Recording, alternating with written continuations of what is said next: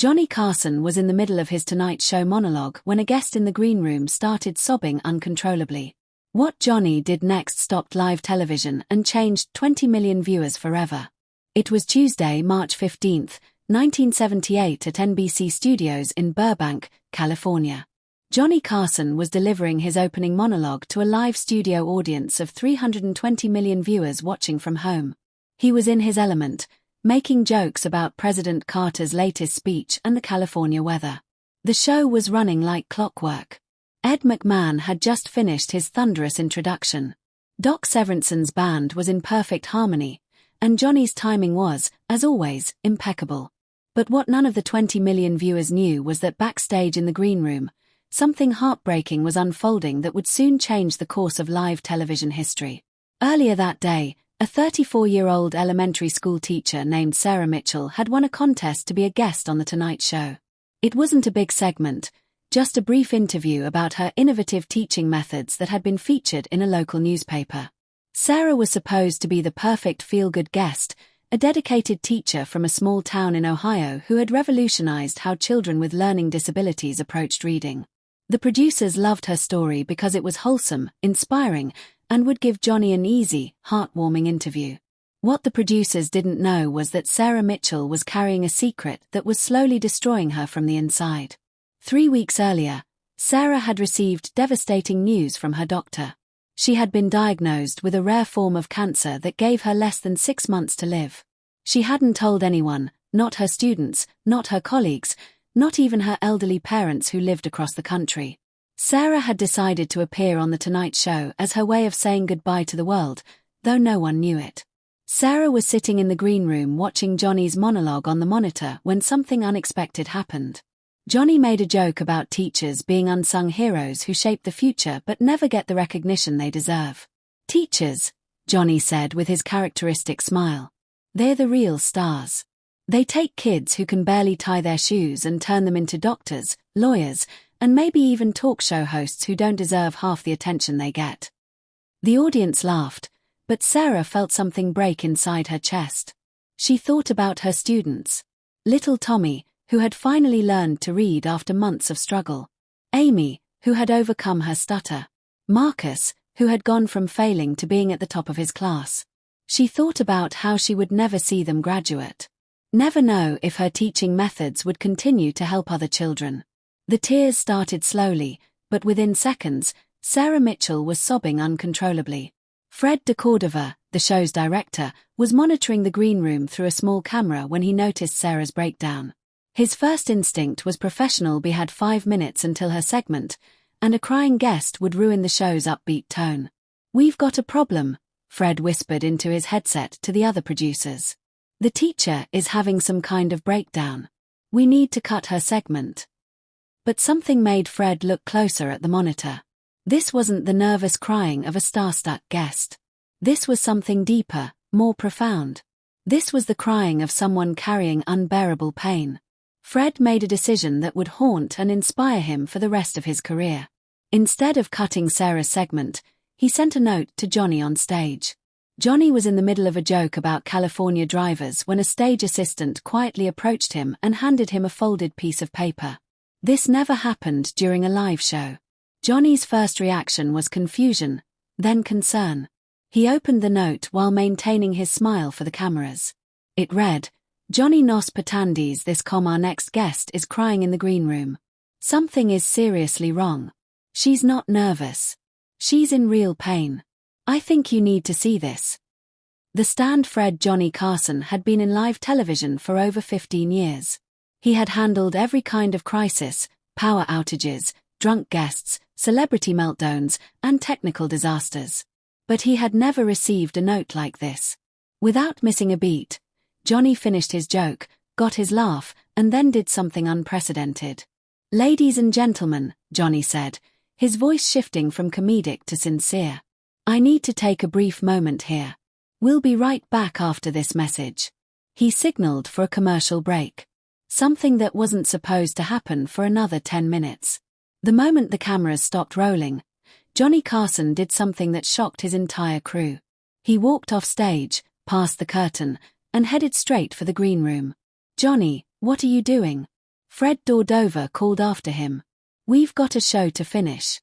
"The show can wait," Johnny said without turning around. "Someone needs help."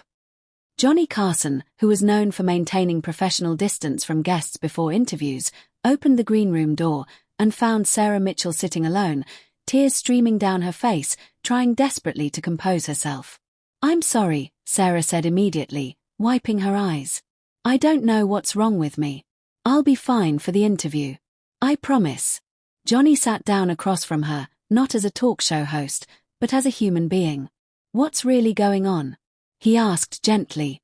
For a moment, Sarah tried to maintain her facade. She started to give Johnny the same explanation she had been giving everyone, that she was just nervous about being on television.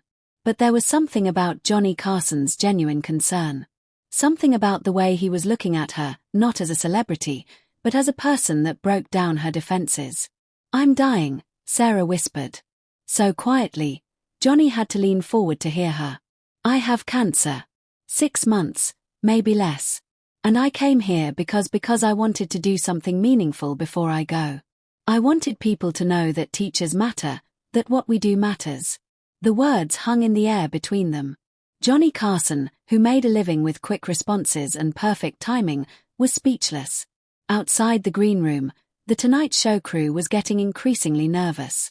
They had been in commercial break for 3 minutes, which was an eternity in live television. The network executives were starting to make phone calls. But inside that small room, Johnny Carson was making a decision that would define not just that night's show, but his entire legacy. "Sarah," Johnny said finally, "would you be willing to tell that story on television? Not the cancer. That's private if you want it to be. But the story about why teaching matters, because I think America needs to hear it." Sarah looked up at him with red swollen eyes. "But I'm a mess. I look terrible. This isn't how I wanted to do this." Johnny Carson smiled.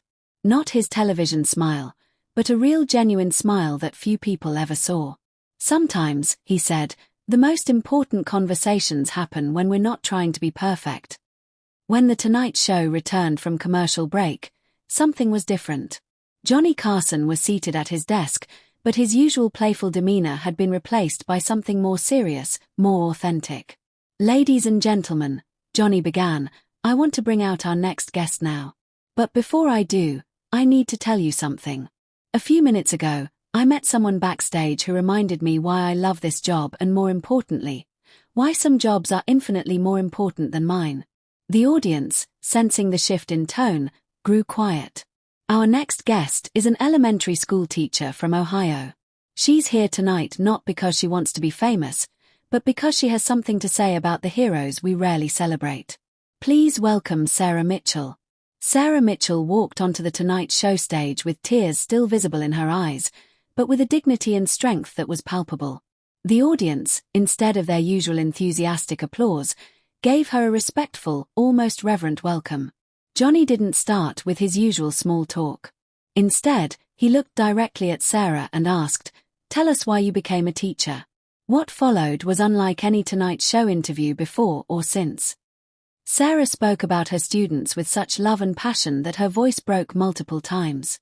She talked about Tommy, who had dyslexia but had learned to read by associating letters with colors. She described Amy, who had overcome her stutter by first learning to sing words before speaking them. But most importantly, she talked about the moment she realized that teaching wasn't just a jobber.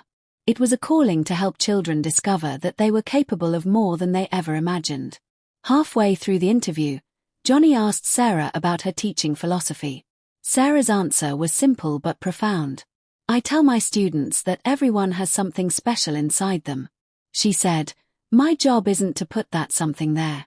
It's to help them find it and believe in it." Then she paused, looked directly into the camera, and said something that neither Johnny nor the producers had expected. "If you're watching this and you're a child who's struggling in school, if you're someone who's been told you're not smart enough or good enough, I want you to know that you are enough. You have something special inside you. Don't let anyone tell you otherwise." Her voice cracked on the last words, and she began crying again.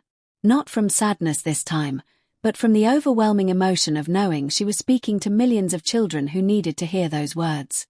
Johnny Carson, who had interviewed thousands of guests, found himself crying on live television. What happened next had never occurred in the history of The Tonight Show. Johnny Carson stood up from his desk, walked over to Sarah, and hugged her, not as a television host, but as a human being moved by another human being's story. The studio audience didn't applaud. They didn't cheer. They sat in respectful silence as two people shared a moment of genuine human connection on live television. When Johnny finally spoke, his voice was thick with emotion. "Ladies and gentlemen," he said, "I've been doing this show for 16 years. I've talked to movie stars, politicians, comedians, and every kind of celebrity you can imagine. But I want you to know that what you just heard is more important than anything any of those people, including me, have ever said on this stage." After the show, Johnny Carson did something he had never done before. He asked Sarah to stay for a private conversation in his dressing room. It was there that Sarah told Johnny about her diagnosis. She explained that appearing on The Tonight Show was her way of making her life matter, of ensuring that her voice would be heard even after she was gone. Johnny listened in silence, and when Sarah finished speaking, he made her a promise that he would keep secret for the rest of his life. "Sarah," he said, "I want you to know that tonight you didn't just talk to 20 million people. You touched 20 million hearts. And I'm going to make sure your message continues long after tonight."